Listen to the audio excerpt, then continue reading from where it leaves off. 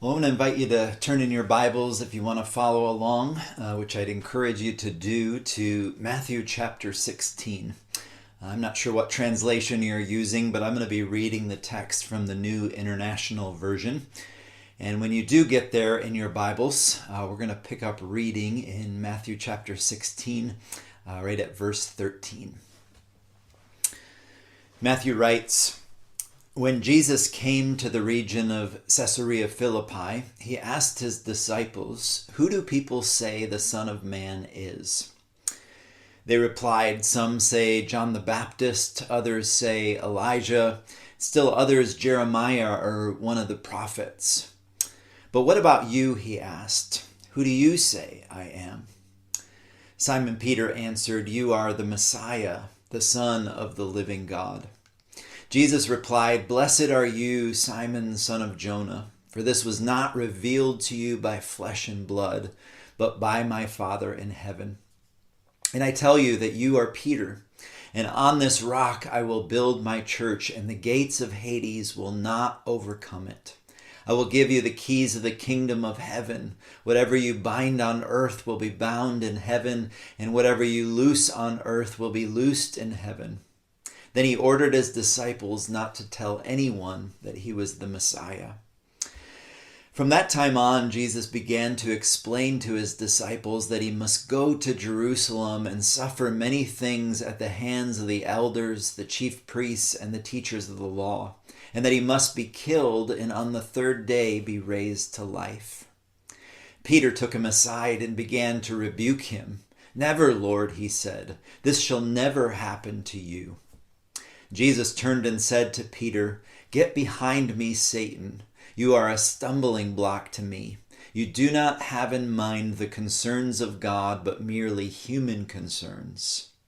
Then Jesus said to his disciples, "Whoever wants to be my disciple must deny themselves and take up their cross and follow me.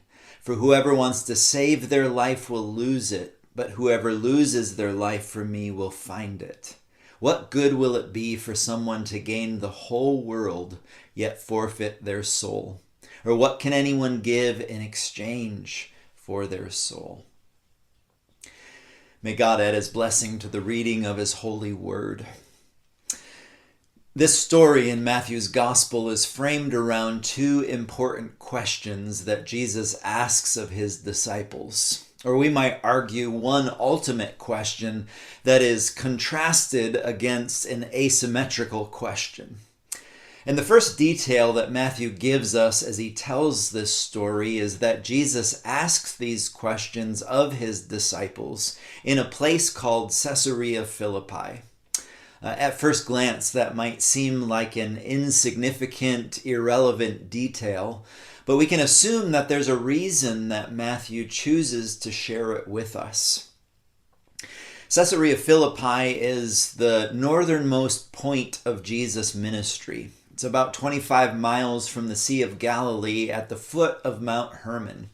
And it was a thoroughly pagan city built by Philip the Tetrarch and named in honor of Caesar Augustus. Thus its name, Caesarea Philippi. At the base of a massive rock cliff, there was a cave and spring that had long been associated with the god Pan. And the grotto was literally called the Gates of Hades in local tradition.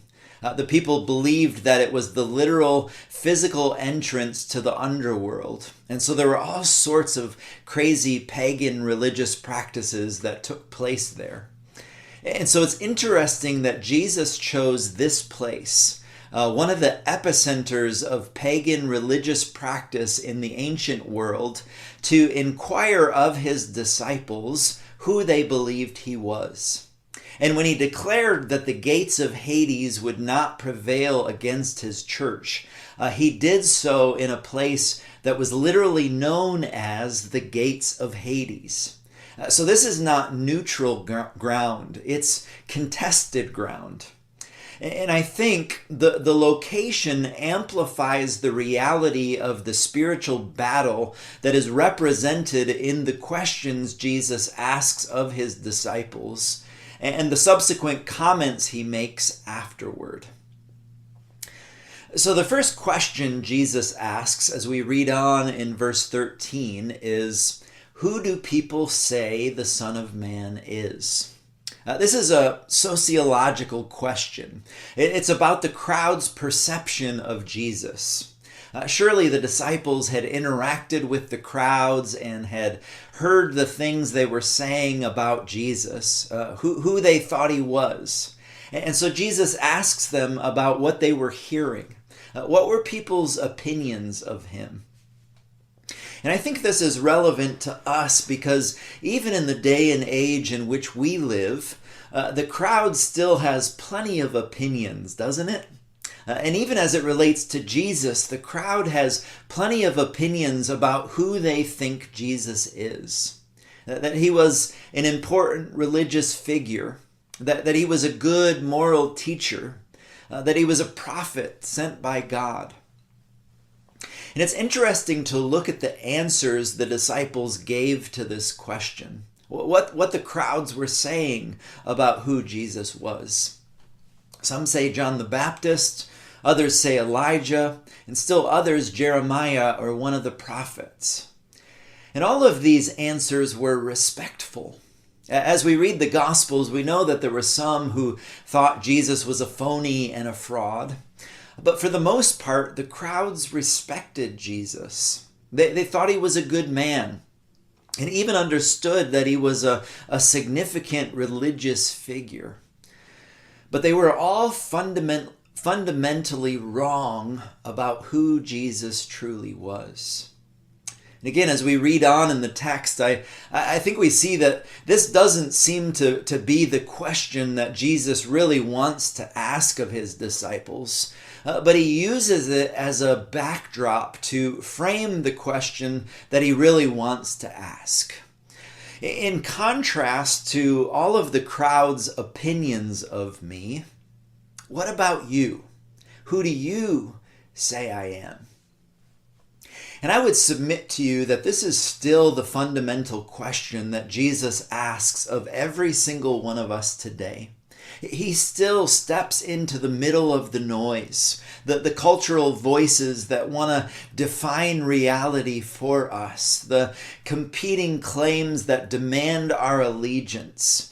And there's always a moment where the conversation stops being about what other people think, and it becomes about you. What about you? Who do you say I am? And the way we answer that question and keep answering that question has eternal consequences. See, the world will always have respectful, insufficient answers about Jesus. That the question he presses is never about the crowd. It's always about you. As we read on in the text, it's Peter who speaks up and responds to this second question. And he answers, "You are the Messiah, the Son of the living God." This is the reality of who Jesus is. And in the midst of all of the noise and the opinions of the crowds, Peter recognized it and he proclaimed it. But what's even more significant is how Jesus then responds to Peter's confession of him being the Christ. Look at verse 17. Jesus replied, "Blessed are you, Simon, son of Jonah, for this was not revealed to you by flesh and blood, but by my Father in heaven." The word Matthew uses here for revealed is the Greek word apokalypto, which is the same root word from which we get our word apocalypse. We tend to think of apocalypse as destruction and chaos, but at its core it simply means an uncovering. It's a pulling back of the veil to reveal what is actually there. And that's exactly what Jesus is describing. The Father pulled back the veil for Peter. He gave him eyes to see what the crowds couldn't see, even though they had heard many of the very same teachings Peter had heard, and they had seen many of the same miracles Peter had seen. The difference between Peter's answer and the crowd's answer wasn't information, it was illumination. Peter didn't come up with this answer on his own. It wasn't the result of hours of study and perfect theology. It wasn't the result of his keen observation skills or his own human reasoning. It was supernatural revelation given to him by the Father. And I think this is such an important thing for us to recognize and to come to terms with, because if we're honest, I think there's a part of all of us that wants to take some credit for our faith in Jesus. We came to our senses. We finally put the pieces together. We made a decision. And while there is a real sense in which we do respond, Peter did open his mouth and say the words. Jesus is very clear that the recognition underneath those words came from outside of Peter. It was a gift given to him by the Father. Jesus goes on to say, "And I tell you that you are Peter," which means rock. "And on this rock I will build my church, and the gates of Hades will not overcome it. I will give you the keys of the kingdom of heaven. Whatever you bind on earth will be bound in heaven, and whatever you loose on earth will be loosed in heaven." And then verse 20 tells us that Jesus ordered his disciples not to tell anyone that he was the Messiah. There's so much that we could unpack in these few verses, but I really do want to spend the bulk of the time we have remaining in these last 6 verses. So let me just quickly say that there is some debate about who or what this rock is that Jesus will build his church upon, and that the gates of Hades will not prevail against. Given that the name Peter in Greek means rock, there are some who argue that Peter himself is the rock upon which Jesus promises to build his church. And certainly we know that Peter would become one of the primary apostolic leaders in the church, and that God would use him mightily in helping to build his church. I am inclined to believe, though, that the rock to which Jesus refers, upon which he will build his church, is not Peter himself, but the revelation Peter received from the Father that Jesus is the Christ. This is the unshakable, immovable foundation upon which the church is built. It's the very foundation of what it means to be a part of the church. That the church is made up of those who have received the revelation from the Father that Jesus is the Messiah. And this is the only thing that can and will cause the church to prevail and overcome the gates of Hades. Sin, death, darkness, and evil. And so if you're taking notes, the big idea is this, that truly knowing Jesus as the Christ is a gift of revelation from the Father. And the church is built on nothing less. Every other foundation is temporary. This one, the gates of Hades cannot touch. As we look at verse 21, then, we see a shift that takes place. Matthew writes, "From that time on, Jesus began to explain to his disciples that he must go to Jerusalem and suffer many things at the hands of the elders, the chief priests, and the teachers of the law, and that he must be killed, and on the 3rd day be raised to life." So the revelation of Jesus as the Christ was a hinge point for the disciples. Once they received the revelation of who Jesus was, he would go on then to try to help them understand what that meant and what that looked like. And what that meant and what that looked like was not at all what they expected. The language Jesus used was that he must go to Jerusalem and suffer, and that he must be killed and 3 days later rise again. That word must is a theologically loaded word. It speaks of divine necessity. In other words, this is not a contingency plan. It is the plan.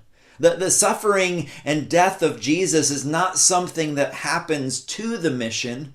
It is the mission. This was the plan from the very beginning. This was how God intended to rescue and redeem his creation. But as we see, Peter, and I would presume the rest of the disciples, even though Peter seemed to be the outspoken one, would have a hard time coming to terms with this reality. And I would suggest to you that we, as modern day followers of Jesus, are probably not much different. And so as we read on in verse 22, we see that Peter actually takes Jesus aside and rebukes him. "Never, Lord," he says, "this shall never happen to you." And Peter's rebuke of Jesus in this moment is almost tender in its wrongness. It seems to come from a place of love. I honestly believe that Peter probably thought he was protecting Jesus and that he really did want Jesus to win. He just had a completely human definition of what winning actually looked like. And so in the span of a handful of verses, Peter went from being blessed and being the rock upon which Christ would build his church to being an adversary and a stumbling block to the one he had pledged allegiance to. What happened? Well, if you look at the end of verse 23, Jesus gives a precise diagnosis. He says to Peter, "You do not have in mind the concerns of God, but merely human concerns." See, in this moment, with what I believe are probably the best of intentions, Peter, without meaning to, and without even realizing it, is doing the work of the enemy by trying to reroute Jesus away from the cross, because he's viewing things from a human perspective rather than from God's perspective. And can I just ask the uncomfortable question? How many times do we do the same? Without realizing it, without meaning to, with the best of intentions. We lean on our own understanding and we try to follow Jesus on our own terms. See, our human instincts, even our most sincere, most loving, most well-intentioned human instincts, will always default to the things of man unless they are continually being corrected and reoriented by an ongoing revelation of who Jesus really is. And so the question is not just whether we've recognized and confessed Jesus as the Christ. Now, that's an incredibly important question. But it's also whether we're seeing him for who he truly is. Whether we're still receiving him and still letting the Father's revelation of who Jesus really is continue to correct and to reorient us. Or if we've quietly begun to reshape him into something more manageable. The invitation we've been given to follow Jesus is an invitation to follow him as he truly is. Not as we've imagined him or wished him to be. Jesus redefines messiahship as suffering, death, and resurrection. And our human instincts will always push back against that redefinition. Now, up until this point in the story, the conversation is really centered around who Jesus is and the reality of what that meant for him. What would happen to him and what he had come to do because of who he was. But as we read on in these last few verses, we see that Jesus turns his attention not just to the reality of what it meant for him to be the Christ, but what it would also mean for those who would choose to follow him because he is the Christ. And what I think we see, and what we really have to come to terms with, is that the way of the Christ is the way of his followers. The way of the Christ is the way of his followers.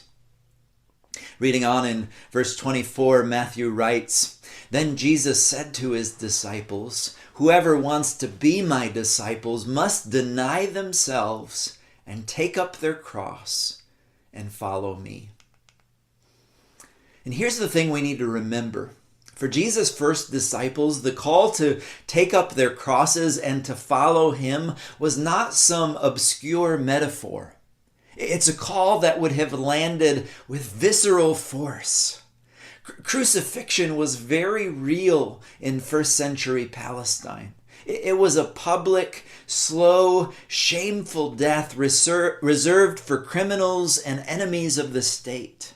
And to carry your cross meant you were already condemned. You were carrying the instrument of your own execution to the place where you would die. And it's important that we understand that he's not saying, follow me and life will be difficult sometimes. It's not about the reality that we all have a cross to bear. No, he's calling us to pick up our cross and follow him. He's saying, follow me the way a condemned man walks to his own execution, with that kind of finality, with that kind of surrender, with that kind of willingness to let go of the life you were trying to hold on to. And he makes it personal before he makes it general. Let him deny himself. Not deny things for himself, but deny himself. The self that wants to be in control. The self that has its own vision for how the story should go. The self that, like Peter, loves Jesus but keeps trying to redirect him towards something more manageable. That self has to be denied. It has to be set aside, and it has to be handed over. And then he continues by making this stark, paradoxical statement recorded in verse 25.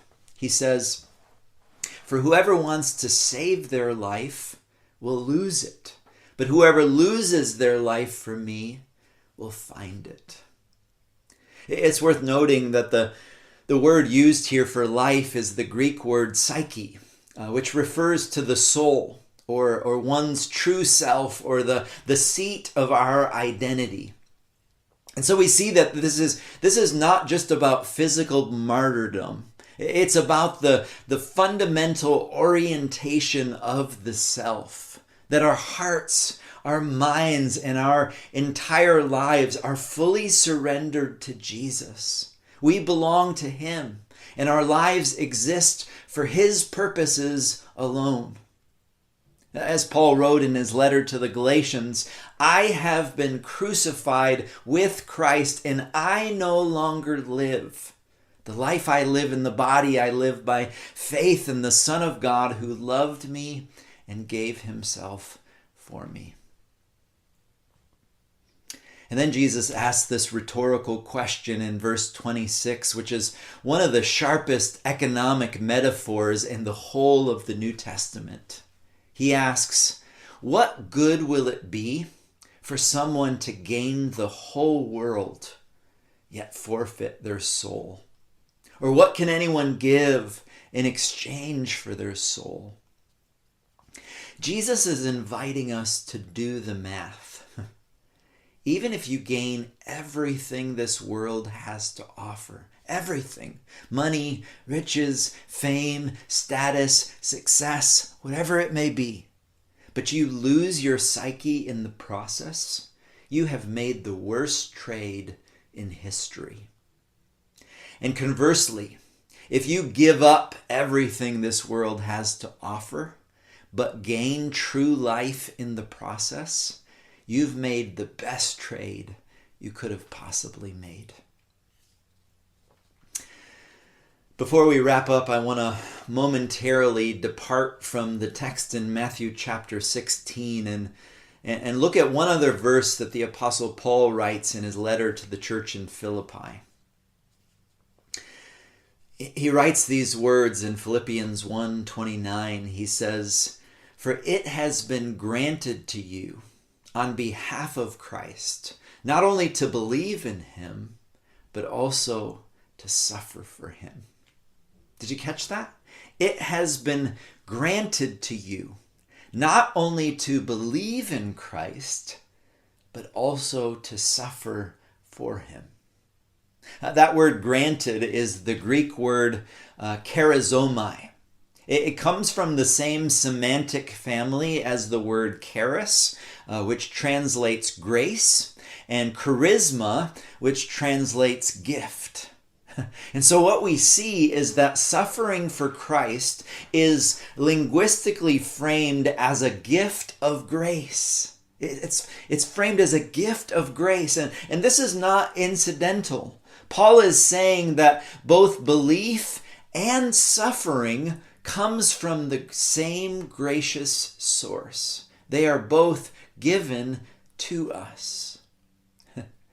And I think this is significant because it reframes the cross-bearing call in Matthew 16 significantly.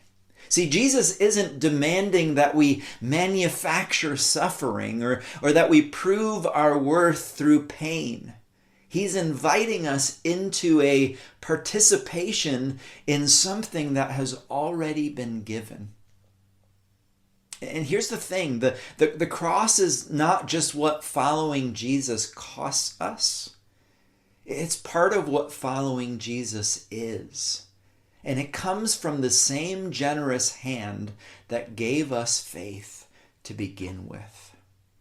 This is the paradox at the heart of the gospel. And it is genuinely paradoxical. It doesn't resolve neatly. It doesn't make sense from the outside. And our human instincts will always push back against it. Because the things of man say, hold on, protect yourself, secure your life, minimize your losses. And Jesus says, let go, lose it, hand it over, trust me. And so the big idea I want to leave you with is this. To truly know Jesus is to follow Jesus on his terms, not ours. The cross is not an unfortunate side effect of discipleship. It is the shape of discipleship. And the losing Jesus calls us to is the only path to the finding he promises. I would bet that most of us, at one point or another, have made the confession that Peter made, that Jesus is the Christ, the Son of the living God.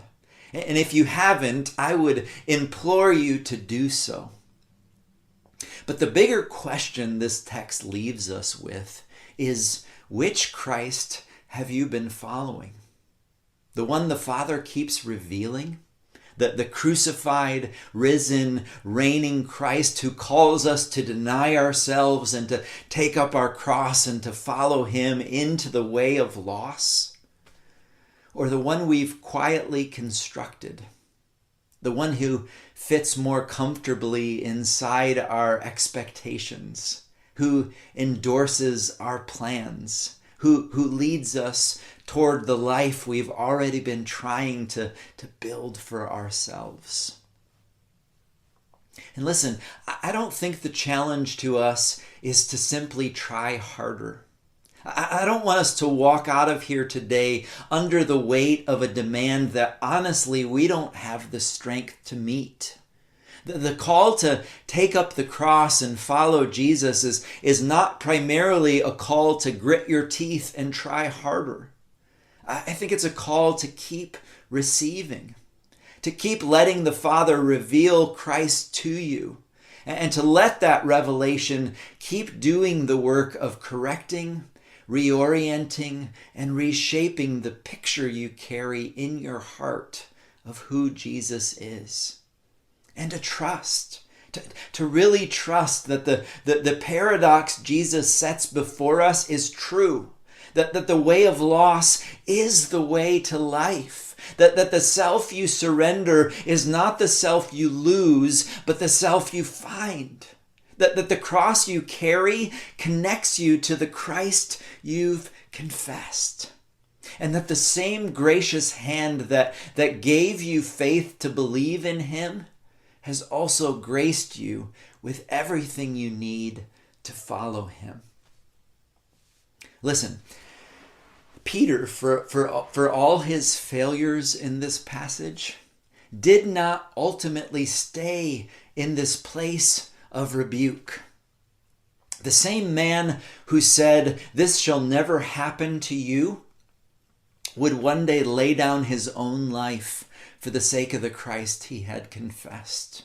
The revelation the Father gave to Peter at Caesarea Philippi kept doing its work, slowly, painfully, through failure and restoration and the long road of following, until the picture in Peter's heart finally matched the name on his lips.